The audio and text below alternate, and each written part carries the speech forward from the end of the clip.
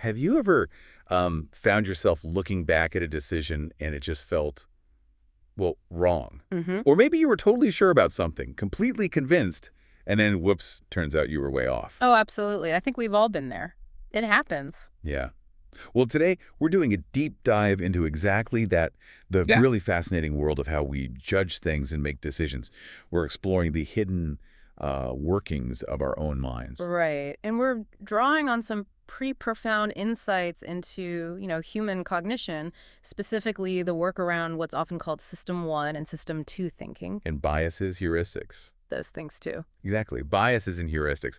Our goal today really is to unpack these core ideas. We want to give you a kind of richer vocabulary, a way to understand the predictable patterns and the errors that, well, all of us tend to make. It sounds like getting a language of medicine, but like for your own thinking. That's a great way to put it. Yeah, so you can better diagnose and understand your own cognitive quirks, your own patterns. Okay, so we'll be looking at the automatic stuff, the intuitions. Mm-hmm. The automatic processes shaping those intuitions, absolutely. And also the effortful thinking that our brain does. Right. Or sometimes, actively avoids. Right, and how these predictable biases can kind of steer us wrong, even when we think we're being perfectly logical. Exactly. You'll get some surprising insights, I think, into how reliable expert intuitions really are. Spoiler, maybe not always as much as we think. Okay. And how we value gains and losses so differently. That's a big one. And even what actually contributes to our well-being. So expect some aha moments then. I hope so. Yeah, things that might genuinely change how you view your everyday thoughts and choices. All right, let's start with that core idea you mentioned, these two systems, System 1 and System 2. Can you unpack that? Sure. So the basic idea, and it's a really useful metaphor, is that our minds operate using two distinct modes. They're not like actual separate parts of the brain. Right, just concepts. Just concepts, exactly. Fictitious systems. System 1 is the star of the show, really. It's incredibly fast, automatic, operates effortlessly. It's churning out impressions, intuitions, feelings all the time without you even trying. And System 2. System 2 is the supporting actor, if you will. It's the effortful, deliberate, conscious part, the one you engage when you're doing complex calculations, comparing options carefully, making considered choices. Okay, so System 1 is always on, making suggestions. Constantly. It throws up impressions, gut feelings, intentions, suggestions for System 2. And honestly, most of the time, System 2 just kind of nods along. It endorses System 1's ideas. Can you give a really clear example of System 1 just doing its thing? Oh, yeah. Think about recognizing emotion on someone's face. You don't think about it, it just happens instantly. Right. Or understanding a simple sentence I'm saying right now. Or reacting if there's a sudden loud noise. That's all System 1. It's constantly scanning, making basic assessments like, oh, those things are all alike. Or noticing that person is taller than that other person. Zero conscious effort needed. Okay, so that's the automatic stuff. And System 2, when does that conscious you kick in? Right. That's where you, the conscious self, sort of reside. You engage System 2 when you need to do something demanding, like count all the letter A's on this page. Okay, that would take focus. Exactly. Or carefully compare the features of two different apartments you're thinking of renting. Or trying to remember your childhood phone number. That takes deliberate effort. And System 2 can even program your memory, override habits. Like if you go to the UK and have to consciously remind yourself, drive on the left, that's System 2 overriding your automatic System 1 impulse. And that effort, that overriding, Yeah. it's measurable, right? You mentioned researchers actually measured this. They did. It's really quite fascinating. They use things like pupil dilation. Your pupils actually get bigger when you're doing hard mental work. Seriously. Yeah. In one famous study, they had people do things like add 3 to a series of digits mentally. Their pupils dilated by about 50% during the tough parts. And the second they stopped or found the answer, the pupil shrank right back down. Instantly. So it's like a physical marker of mental strain. Exactly. Compare that to just having a casual chat like this. Very little effort, small pupil size. It shows that while most of our mental life, even System 2 stuff, feels like a comfortable walk, those intense mental sprints are rare, and they are genuinely taxing. And that limited capacity, when we really push System 2, what happens? Can it affect our perception? It absolutely can. You can become effectively blind. Blind. Well, blind to things you're not focusing on. In another experiment, people were doing a really demanding task, and they failed to notice a letter K appearing on the screen almost half the time, even though they were staring right at it. Just because their brain was busy? Exactly. Their cognitive resources were maxed out. It really highlights how demanding some mental operations are. They just hog all our limited attention. So it makes sense that our minds would try to conserve that energy, avoid overload. Precisely. We naturally shy away from mental overload. We break down big tasks into smaller steps. Mhm. Most of our mental life really is like that comfortable stroll. We avoid those intense sprints whenever possible. And this leads to the law of least effort. That's the term, yeah. It often leads to what some rather bluntly call intellectual sloth. Oh, okay. It's just a reluctance to really engage that effortful system too, to double-check our initial intuitions, our gut feelings, even when they might be, well, flawed. So we could think harder, but often we just don't bother. Pretty much. Anyone with a reasonable education can reason through complex things, but often we're just happy with the first plausible answer that pops into our head. Okay. The key thing, though, is that people who actively resist this, who push back against that easy answer, they tend to be more alert, more intellectually active, they're more skeptical of their own intuitions, they make the effort to slow down and, check their work. And we feel this conflict sometimes, don't we? System 1 versus System 2, like the Stroop effect. Oh, the Stroop test is a perfect example, trying to say the color of the ink when the word itself is a different color. Right, like the word BLUE written in red ink. Exactly. Yeah. Your System 1 instantly wants to read the word BLUE, but your System 2 is trying to follow the instruction. Say, the color RE, that conflict, that strain you feel, that's your two systems battling it out. It slows you right down. Or that illusion with the lines. The Mueller illusion. Mm-hmm. Where the lines are actually the same length, but the arrowheads make one look longer. Yeah. And you know they're the same.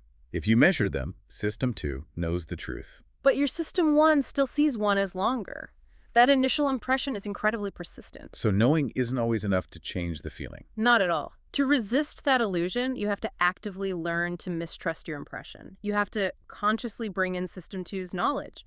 But even then, you'll still see it as longer. It shows the power of that automatic system. And all this effort, this System 2 work, it draws on some kind of limited mental energy. You mentioned ego depletion. Right, ego depletion, or maybe just mental fatigue is a simpler way to think about it. It seems like these effortful operations, self-control, complex thought, draw on a shared pool of mental energy. So your willpower can actually run out. It looks that way. Studies are fascinating. Like, if you make people stifle their emotional reactions while watching an upsetting film, Okay. they perform worse afterwards on a test of physical stamina, like holding a hand grip. Wow, really? A physical task. Yeah. Or, another classic one, resist eating tempting chocolates and cookies. Force yourself to eat radishes instead. And then try to solve a difficult cognitive puzzle. People give up much, much sooner. So it's not just being busy, it's like your motivation drains. That seems to be the key insight. It's not just cognitive busyness. It's a genuine loss of motivation. You just don't feel like making the effort anymore. Even if you technically could, your self-control tank is running low. Fascinating. Okay, so if our minds are looking for these shortcuts, this law of least effort, how does that lead directly to the errors we make? The biases. Right. So those quick, intuitive answers from System 1 often rely on these mental shortcuts, these rules of thumb. We call them heuristics. And heuristics are useful sometimes. Oh, absolutely. They help us make quick judgments in a complex world, but they can also lead to systematic, predictable errors. And those errors are the cognitive biases we're talking about. Okay, let's take one. The representativeness Yeah. heuristic. The Steve, the librarian example is famous, isn't it? It is. So you describe Steve, shy, withdrawn, tidy, passion for detail, meek soul. Sounds like a librarian stereotype, right? Totally fits the stereotype. So when asked if Steve is more likely a librarian or a farmer, most people instantly say librarian. But they miss the statistics. They completely ignore the base rates. Yeah. The statistical fact that in the U.S. at least, there are something like 20 male farmers for every one male librarian. System 1 is brilliant at matching descriptions to stereotypes, recognizing resemblance. Well, it's bad at statistics. Terrible. It's System 2's job to bring in the base rates, the actual probabilities, and most people don't. That vivid description overrides the statistical reality. And this also makes us ignore sample size, Yeah. like the kidney cancer example. You find that the counties with the lowest rates of kidney cancer are mostly rural, sparsely populated. So your System 1 jumps to, the healthy rural lifestyle. Yeah, exactly. A nice, simple causal story. But the counties with the highest rates of kidney cancer also mostly rural and sparsely populated. Oh. The real explanation is just statistics. Small samples produce more extreme results, both high and low, just by chance. It's not about lifestyle, it's about sample size. But our brains desperately want a causal story, even for random noise. Okay, what about the availability heuristic, judging frequency by how easily things come to mind? Right, so classic question. Are there more English words that start with the letter K or have K as the third letter? I can think of lots, starting with K. Kitchen, kite, king. Third letter is harder. Ask, bake. I'd say start with K. Most people do, because it's much easier to search your memory for words, starting with K, but actually, K appears much more often as the third letter. So ease of retrieval tricks us. Exactly. And you see this play out everywhere. Think about media coverage. Issues that get tons of press, a plane crash, a celebrity scandal, feel much more frequent or important. Then maybe more critical but less dramatic issues like, I don't know, declining literacy rates. Precisely. This is why authoritarian regimes are so obsessed with controlling the media. They know that what's readily available in the public mind shapes public perception and concern. Control availability. Control the agenda. And this can snowball, right? Into an availability cascade. Yeah, that's a powerful social mechanism. You get a vivid image or story, say, a shocking but rare event, and it gets picked up by the media, repeated in conversations. It becomes super accessible in your mind. Exactly. Highly available. That generates emotional arousal, maybe fear, and a strong impulse to do something, to take protective action. Even if your rational system, too, kind of knows the actual risk is tiny, The feeling is still strong. the emotional discomfort remains. It's hard to shake. This is probability neglect in action. Probability neglect. Like we focus on the scary story, not the actual odds. Spot on. It can lead to massive overreactions to minor threats. Remember the Alar scare with apples back in '89? Huge public fear, significant economic damage, all over a chemical with very low actual risk. We focus on the numerator, the vivid story of poison apples, and forget the denominator, the actual tiny probability. Our minds just aren't built for small probabilities. Okay, another big one, anchoring. The idea that an initial number influences our subsequent judgments. Hugely influential. One of the most robust effects in psychology. Imagine spinning a wheel of fortune. It lands on, say, 10. Then I ask you, is the percentage of African nations in the UN higher or lower than 10%? Okay. Now imagine it landed on 65, and I ask the same question relative to 65%. Your final estimate of the actual percentage will be significantly pulled towards that initial random number 10 or 65. Even though the wheel spin is totally irrelevant. Completely irrelevant. But the number gets into your head and it acts as an anchor. Your adjustments away from it are almost always insufficient. Wow. How does this play out in, say, negotiations? It's critical. The first offer thrown out in a negotiation acts as a powerful anchor.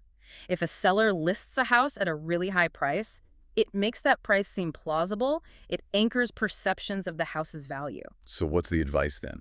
If someone hits you with a crazy anchor? Don't just counter with a slightly less crazy number. That legitimizes their anchor. The advice is often refuse to engage with that anchor. Make it clear it's unreasonable, maybe even walk away temporarily. Don't let that first number warp the whole negotiation space. It really does stick. It's amazing how our minds create these stories. Which brings us to the illusion of understanding and hindsight bias. We like neat narratives, don't we? Oh, desperately. Look at a huge success story like Google. We tell a simple story. Brilliant founders, genius decisions, inevitable success. Right. Makes sense in retrospect. But we massively underestimate the role of luck, timing, fortunate accidents. This craving for coherent stories is the narrative fallacy. It gives us this comforting but false illusion that we understand the past. And hindsight bias. The I knew it all along feeling. Exactly. Once you know the outcome, once you adopt a new view of the world, it becomes almost impossible to remember what you believed before.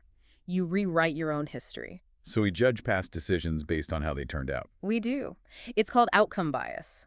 A surgeon performs a risky operation. If the patient survives, the surgeon is brilliant. If the patient dies due to some unpredictable complication, suddenly the decision seems reckless in hindsight. Even if the decision process was sound at the time. Precisely. It makes evaluating decisions incredibly difficult because the outcome just contaminates our judgment of the process. The past seems far more orderly and predictable than it actually was. And the halo effect ties into this too. First impressions coloring everything else. Absolutely. The order in which you learn about someone or something matters enormously. A positive first impression creates a halo that makes you interpret subsequent ambiguous information positively. Like meeting someone you think is charming and then later interpreting their quietness as thoughtfulness, not aloofness. Exactly. I saw this grading exams. If I graded all of one student's essays together, the quality of the first essay heavily influenced my grading of the later ones. Created a halo, positive or negative. So how'd you fix it? The solution was to grade question 1 for all students, then question 2 for all students, and so on. It definitely reduced the halo effect bias. But it felt worse. It felt much more uncomfortable because suddenly the inconsistencies in a student's performance became glaringly obvious.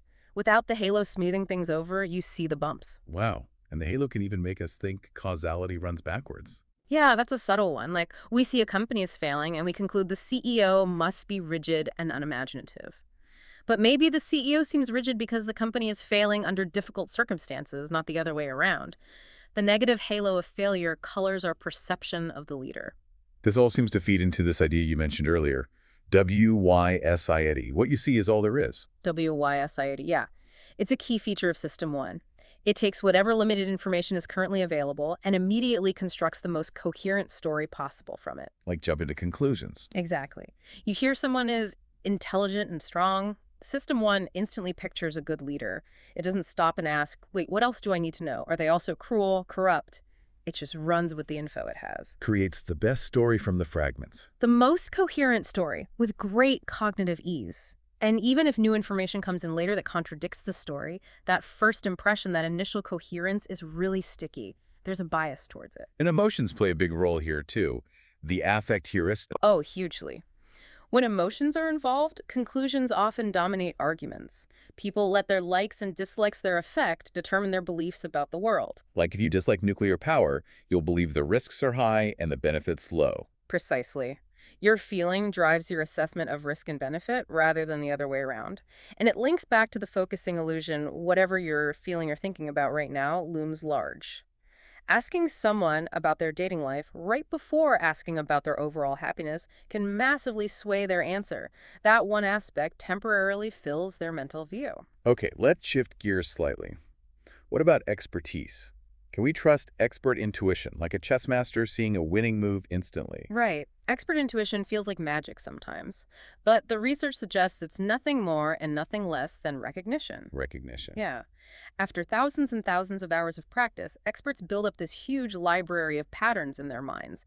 They see a situation, recognize the familiar pattern, and instantly retrieve the solution or the appropriate response associated with that pattern from memory. So it's learned pattern matching, not magic. Exactly. But, and this is a big but, when can we actually trust it? Okay, what are the conditions? 2 crucial conditions need to be met. First, the environment has to be sufficiently regular and predictable. Chess is predictable. Firefighting has predictable patterns based on physics. Okay, a stable world. A stable world with learnable cues. Second, the expert needs the opportunity for prolonged practice in that environment.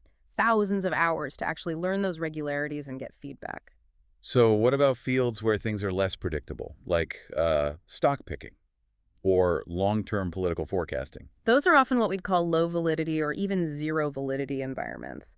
The links between cues and outcomes are weak, inconsistent, or non-existent. Outcomes are dominated by chance or complexity. So the intuition of experts in those fields. Might feel just as strong to them, they might have sky-high confidence.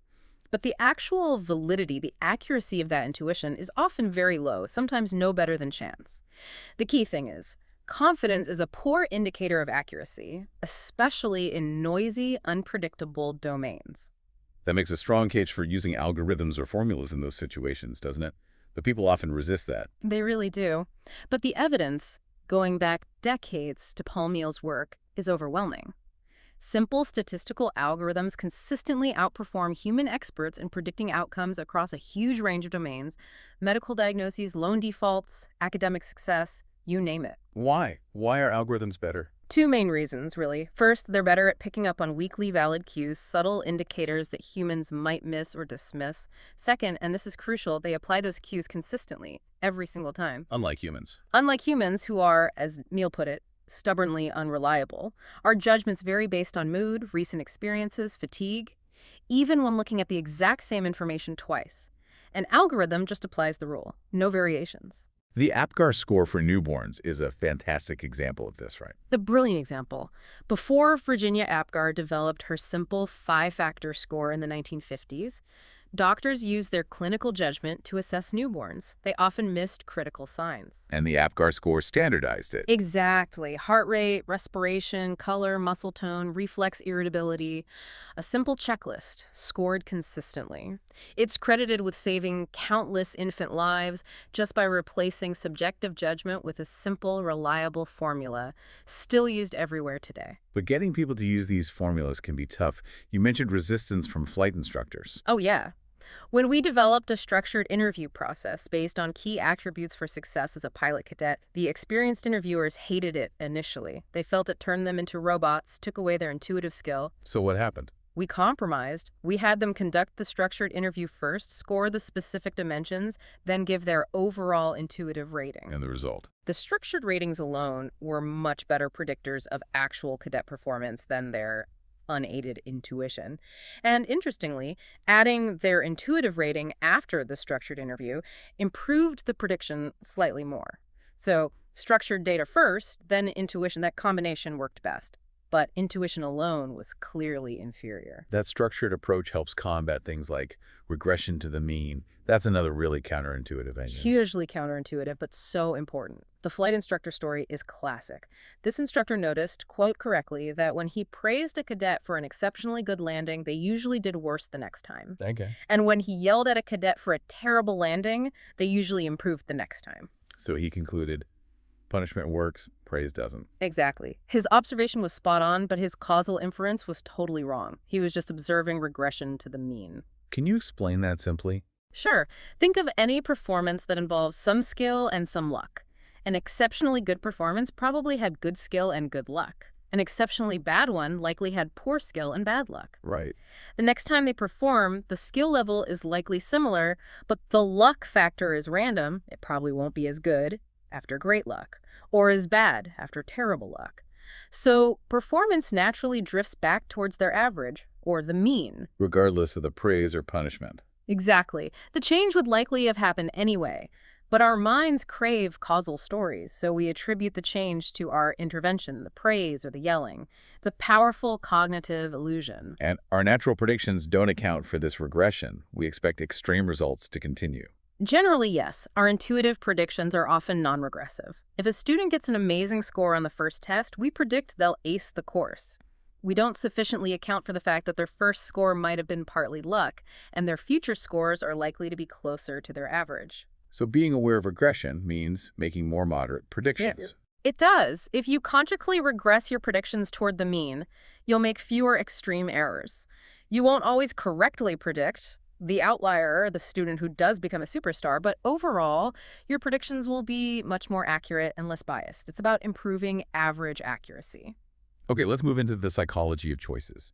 You mentioned prospect theory challenging traditional economic ideas of rationality. Yes, prospect theory was a major shift. Traditional economics assumed we make choices based on the final state of our wealth, how much we'll have in total. But that's not how we think. Not really. Prospect theory shows we evaluate choices based on gains and losses relative to a reference point, usually our current situation.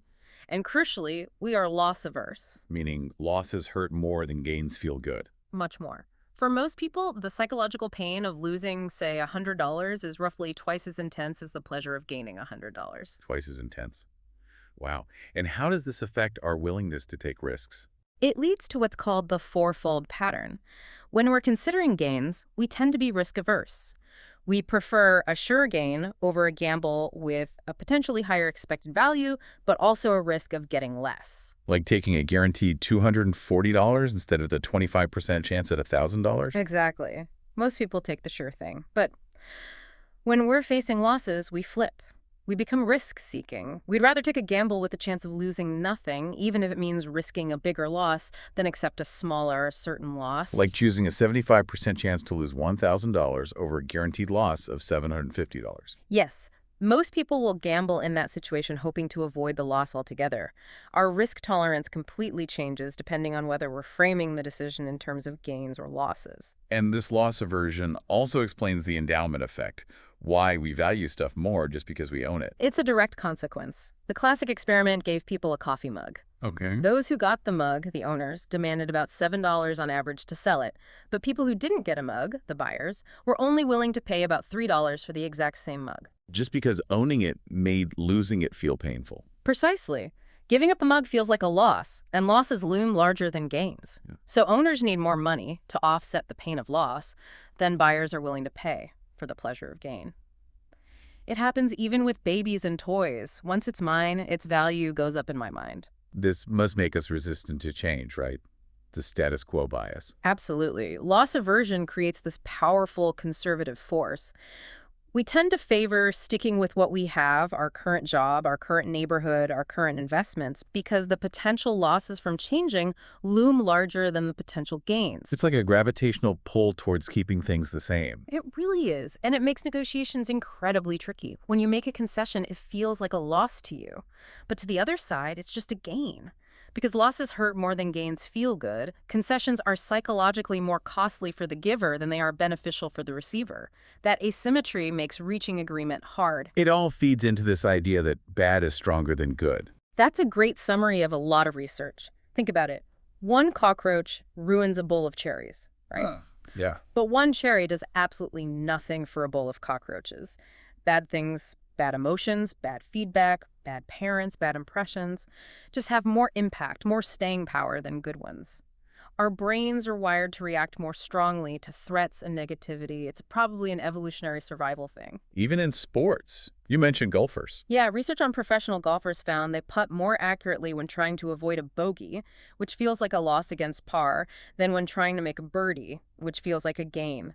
The motivation to avoid that negative outcome is just stronger. Which brings us back to framing. How you describe the choice changes everything. The Asian disease problem is the killer example here. It really is. You tell people a disease will kill 600 people. Program A will save exactly 200 lives. Program B has a 13 chance of saving all 600 and a 23 chance of saving no one. Okay, framed as lives saved. What do people choose? Most people choose Program A, the sure thing. They are risk-averse for gains. Now, same scenario, but frame it differently. Right. Program C, exactly 400 people will die. Program D, 13 chance nobody will die, 23 chance all 600 will die. Note that A and C are identical outcomes and B and D are identical outcomes. But framed as people dying. Now what? Now, a large majority choose Program D, the gamble. They become risk-seeking to avoid the certain loss of 400 lives. That's incredible. The exact same outcomes, but flipping the frame flips the preference. It shows there's often no stable underlying preference. Our preferences are often about the description, the frame, not just the objective outcome. The way you phrase it dictates the choice. And this isn't just hypothetical. The lost ticket versus lost cash example. All right, scenario one. You bought a $10 ticket for a play. You get to the theater. You've lost the ticket. Do you buy another $10 ticket? Most people say no. Okay, scenario two. You're going to buy a $10 ticket at the door. You get there, you realize you've lost a $10 bill from your wallet. Do you still buy the ticket? Most people say yes. Even though the financial loss is identical, $10. Identical. But in the first case, the cost of the play feels like $20 the original lost ticket plus the new one. That loss is mentally filed under the play account. In the second case, the lost $10 is just a general loss, unrelated to the play's cost, so buying the ticket still feels like it costs $10.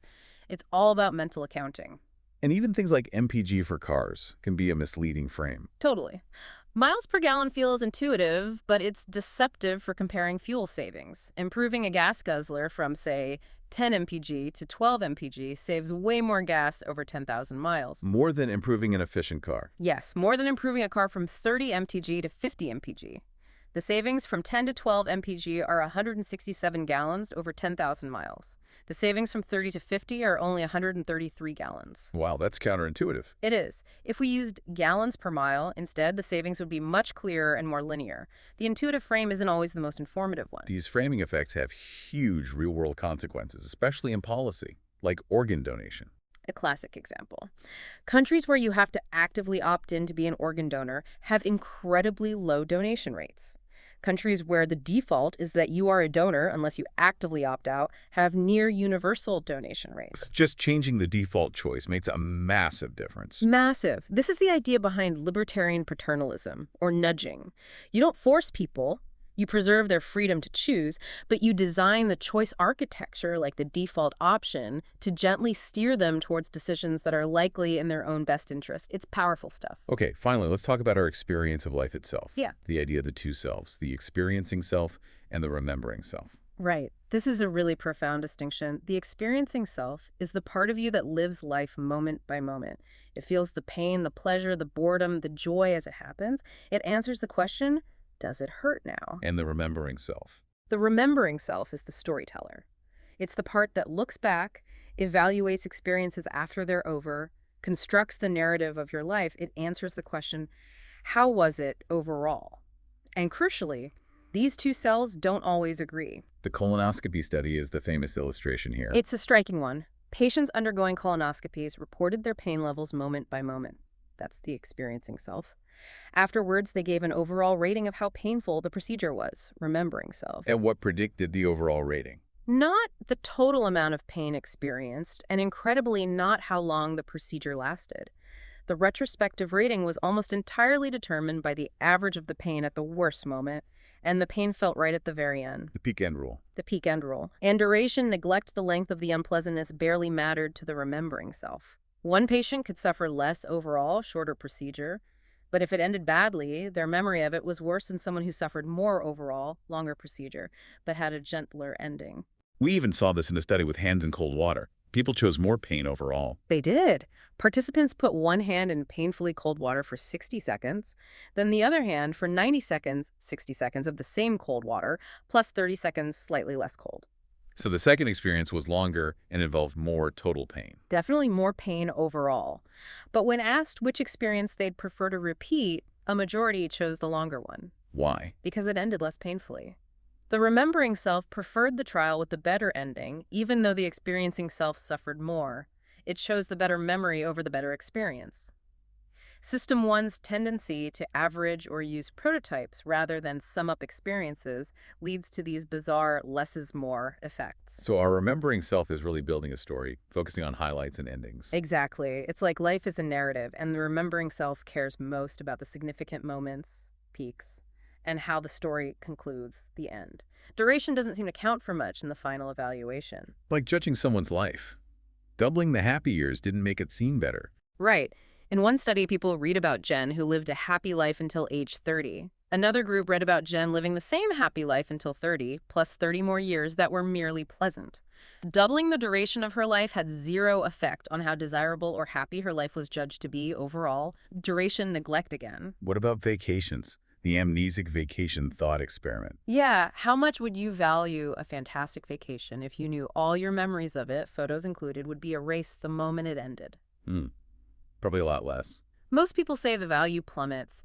It suggests we undertake a lot of experiences, maybe even endure some suffering, like climbing a mountain, largely for the sake of the memories and stories the remembering self will get to keep and tell. If there's no memory, the value seems to diminish drastically for many. Which leads to this powerful idea, the focusing illusion. Nothing in life is as important as you think it is when you are thinking about it. Such a crucial insight. The classic study compared students in California and the Midwest. Everyone assumed the Californians must be happier because of the climate. Makes sense, right? Better weather. You'd think, but when they actually measured reported life satisfaction, there was no difference between the two groups. None. So why did everyone think climate mattered so much? Because when you ask the question, how much does climate affect happiness, you focus on climate. And whatever you're focusing on at that moment gets exaggerated in importance in your overall evaluation. Climate looms large while you are thinking about it. And this affects our daily moods too. Finding a dime makes you report higher life satisfaction. It can. A small mood boost from finding a coin can temporarily color your entire judgment of your life. Same with asking about your dating life just before asking about overall happiness. If dating is salient and positive or negative, it unduly influences the global judgment. It's like a mood heuristic bleeding into life evaluation. So putting it all together, what really matters for well-being? Is it the experiencing self or the remembering self? Income, goals. It's complicated, as you'd expect. Higher income does correlate with higher reported life satisfaction. The remembering self seems to like having money and achieving financial goals. But does it make the experiencing self happier day to day? Only up to a point. Research suggests that effect on experience well-being, daily mood, stress levels plateaus around $75,000 annual income in high-cost areas of the U.S. More money beyond that doesn't seem to buy much more day-to-day positive feeling. Interesting. And goals. Goals are definitely important for life satisfaction. Setting and achieving goals makes the remembering self happy, but chasing very difficult goals, say in the arts, can actually lead to lower experience well-being if you spend a lot of time frustrated or failing. So the big picture seems to be that we need to consider the well-being of both selves. They sometimes want different things. Wow. Okay, we have covered a huge amount of ground today. These two systems, the shortcuts, the biases. How framing changes our choices, loss aversion, how memory shapes our view of happiness. Yeah, it's a lot to take in, but the goal isn't to become perfectly rational robots, right? Not at all. It's about becoming, let's say, well-informed about how our minds actually work, like having that richer vocabulary we talked about. So we can spot these patterns in ourselves and others. Exactly. Identify them, maybe question them sometimes. This awareness, hopefully, can lead to better judgments, maybe slightly wiser decisions, and perhaps even a different perspective on what a good life really means. So a final thought for everyone listening. What should they take away from all this? Well, maybe next time you're facing a big decision, pause for a second. Ask yourself not just what you're choosing, but how the choice has been presented to you. Is there a frame at play? Could describing it differently change how you feel about it? And maybe think about those two selves. Yeah, definitely. Are you making this choice for the experiencing self, for the quality of your moments day to day? Or are you making it primarily for the remembering self, for the story you'll tell yourself later? The achievements, the resume? There's no single right answer, of course. But being aware of the question is powerful. Exactly. Being aware invites you to think a bit more critically about how you construct your own reality, both in the moment and in the story you tell yourself about your life as a